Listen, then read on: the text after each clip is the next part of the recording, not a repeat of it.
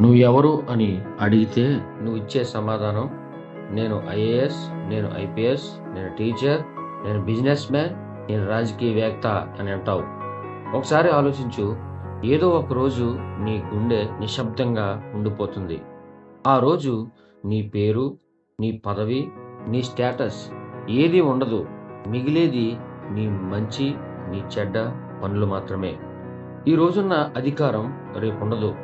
ఈ రోజున్న స్టేటస్ రేపు ఉండకపోవచ్చు. ఎవరైనా నిన్ను గౌరవిస్తున్నారంటే నీ అధికారం వలన కావచ్చు.